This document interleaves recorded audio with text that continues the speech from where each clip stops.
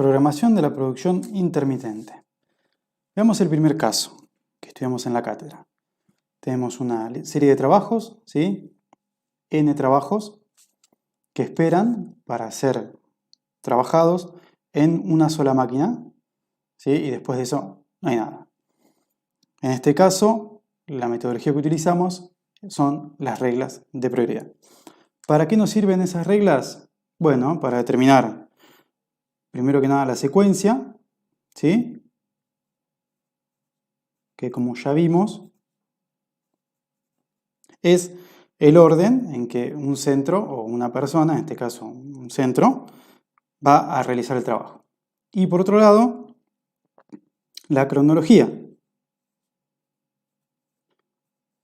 La cronología que es, digamos, determinar en los instantes en el tiempo en que va a comenzar, en este caso, a trabajar esta máquina, cada trabajo y en qué momento lo va a terminar.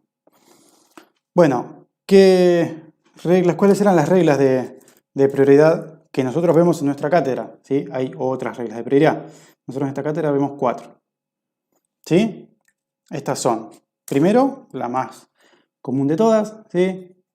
Que por las siglas en inglés es first come, first served, o sea, primero llegado, primero servido, que nos vamos a focalizar entonces en la fecha de llegada, ¿sí?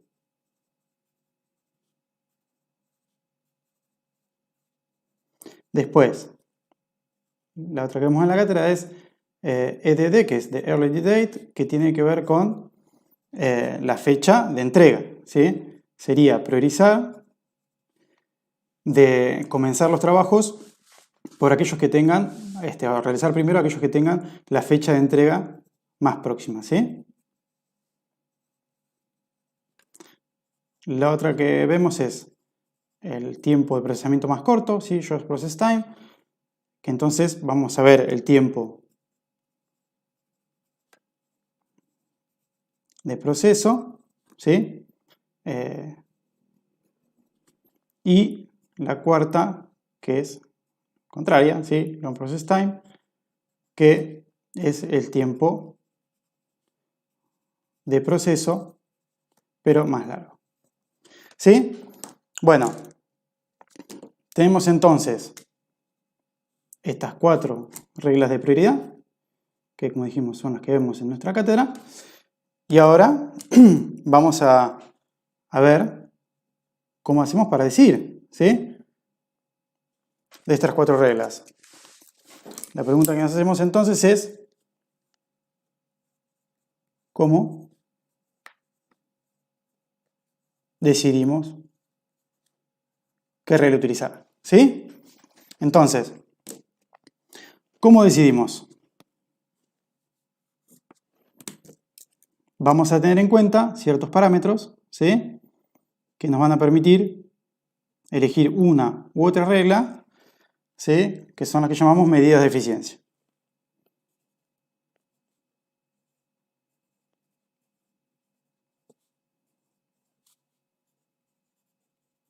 Las medidas de eficiencia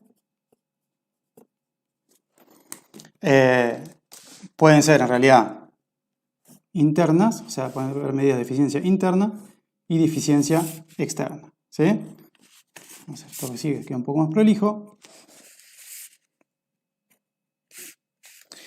Dijimos entonces, vamos a tener, por un lado, las medidas de eficiencia interna, las medidas de eficiencia externa. ¿A qué se referimos con interna y externa? Bueno, tiene que ver con la organización, ¿sí?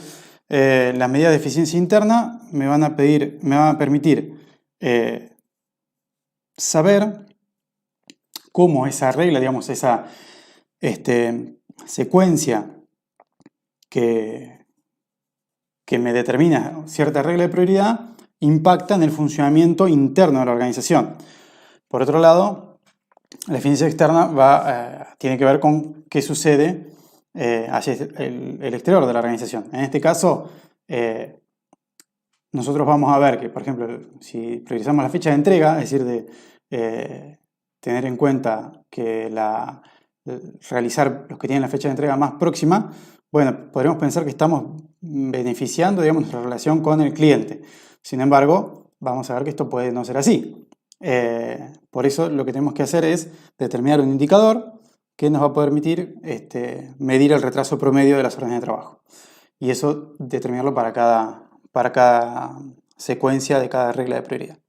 Bueno, vamos a ver a nosotros 3 indicadores en realidad, 2 de eficiencia interna y 1 de eficiencia externa. El primero de eficiencia interna es el que llamamos tiempo promedio de terminación.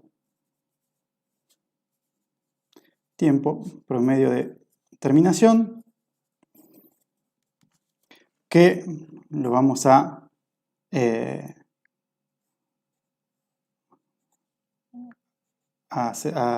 llamar así, ¿sí? Tiempo promedio de terminación, y que es el número promedio de días que está un trabajo en el sistema, ¿sí? Que permanece, vamos a poner un trabajo en el sistema. Bien, ¿cómo se calcula el tiempo promedio de terminación? Bueno, lo vamos a calcular como la sumatoria de I igual 1 hasta N de los tiempos de flujo de cada trabajo. Y ahora vamos a definir qué es el tiempo de flujo, ¿sí? Y como es un tiempo promedio, lo vamos a definir por la cantidad de trabajos. Bien, el tiempo de flujo, ¿sí? El tiempo de flujo sub I, digamos, ¿sí? de cada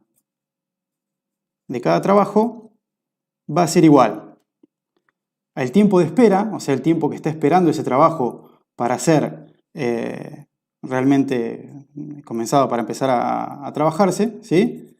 Tiempo de espera sub I menos el tiempo de proceso, ¿sí? Cada trabajo va a tener un tiempo de proceso determinado, ¿sí? Y el tiempo de flujo, es decir, va a ser el tiempo que va a estar ese trabajo en el sistema, ¿sí? Porque hay un tiempo que está esperando y un tiempo que va a estar procesando.